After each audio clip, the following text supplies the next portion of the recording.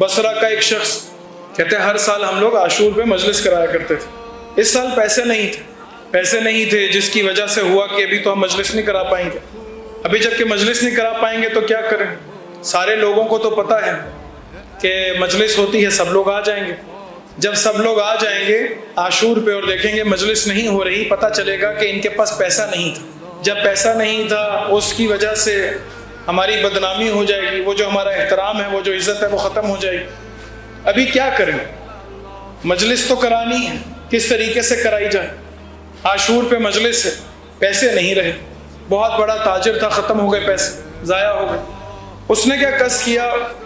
کہتا ہے کہ میرے پاس ایک بیٹا ہے، ایک کام کرتے ہیں، اپنی زوجہ سے مشورہ کیا کہ اس بیٹے کو غلام بنا کے غلاموں کے بازار میں فروخت کرتے ہیں، اس سے جو پیسے آئیں اس سے مجلس عزا بپا کر لیں۔ میری زوجہ نے قبول کر لیا، کہا ٹھیک ہے، ہم لوگ اپنے بچے کو امام حسین پہ قربان کرتے۔ وہاں پر غلاموں کی جو علامت ہے وہ ان کا سر منڈا ہوا ہوتا تھا، سر پہ بال نہیں۔ کہا رات کو ہم لوگ بیٹھے، رات کو بیٹھنے کے بعد اپنے بچے کے سر سے بال اتارنا شروع کیے تاکہ غلام دکھے۔ جب غلام دکھے ساری رات میری زوجہ روتی رہی، گریہ کرتی رہی، کیا مولا ہم نے آپ کے نام کی مجلس کرانی ہے، یہ بچہ بھی تو آپ ہی نے دیا ہے نا، بچہ بھی تو آپ ہی کے صدقے میں واسطے سے خداوند عالم نے ہمیں عطا کیا، پروردگارہ ہم اس کو مجلس حسین کے لیے قربان کریں۔ گریہ کیا۔ اگلے دن اس باپ نے لیا اور باپ نے اس لڑکے کو لے کے چلا گیا بازار میں فروخت کرنے کے لیے۔ جب بازار فروخت کرنے کے لیے گیا ہے تو وہاں پر سارا دن اتنے پیسے کہ جتنے مجلس کے لیے ضرورت ہے اتنی قیمت لگائی، انتظار کر رہا ہے کہ کوئی خریدار آ جائے، کوئی خریدار نہیں آیا۔ جو آتا ہے کم بولی لگاتا ہے، جو آتا ہے کم پیسہ لگاتا ہے، جس کی وجہ سے اس کو جتنے پیسے درکار تھے اتنے پیسے نہ مل سکے، جس کی وجہ سے بہت زیادہ مایوس ہو گیا۔ صبح کو گیا، شب ہو گئی، جب شب ہو گئی سوچا بچے کو واپس لے جاتا ہوں، اچھا ہے ماں دوبارہ دیکھے گی تو خوش ہو جائے گی، ماں دیکھے گی تو ایک رات اور اپنے بیٹے کے ساتھ گزار لے گی۔ جب جیسے ہی میں واپس آنے لگا تو دیکھا دروازہ بصرہ سے، باب بصرہ سے ایک گھڑ سوار ہے کہ جو داخل ہوا، اور داخل ہونے کے بعد میرے پاس آیا اور آ کر مجھے ایک تھیلی دی، اور تھیلی دینے کے بعد کہا کہ اس کو میں خریدنا چاہتا ہوں۔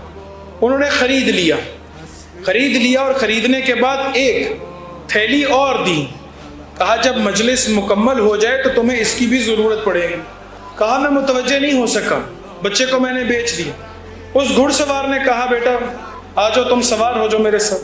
اس کو سوار کر لیا۔ سوار کرنے کے بعد جب باب بصرہ سے باہر گیا ہے، باہر وہ سواری گئی ہے، تو پیچھے سے رونے کی آواز آئی۔ گھڑ سوار نے پوچھا روتے کیوں ہوں؟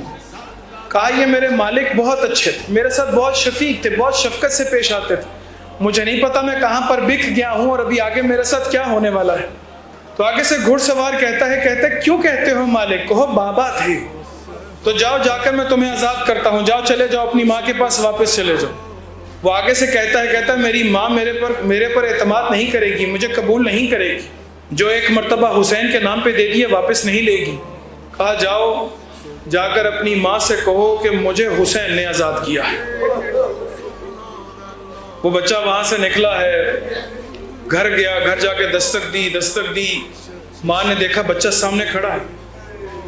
جب دیکھا بچہ سامنے کھڑا ہے، کہا کہ تم کس طرح سے عبد عابق بن گئے؟ تم وہاں سے جو مالک تھا اسے فرار کر کے واپس آ گئے؟ کس طرح سے میں امام حسین کو کیا جواب دوں گی کہ میں نے اپنا بچہ بیچا مجلس عزا کے لیے، آپ کی مجلس بپا کرنے کے لیے، اور میرا بچے نے قبول نہیں کیا اور واپس آ گیا؟ کہا ماں اسی جس نے مجھے خریدا تھا نا، اسی نے کہا ہے کہ جا کر اپنی ماں سے کہو کہ مجھے حسین نے آزاد کیا۔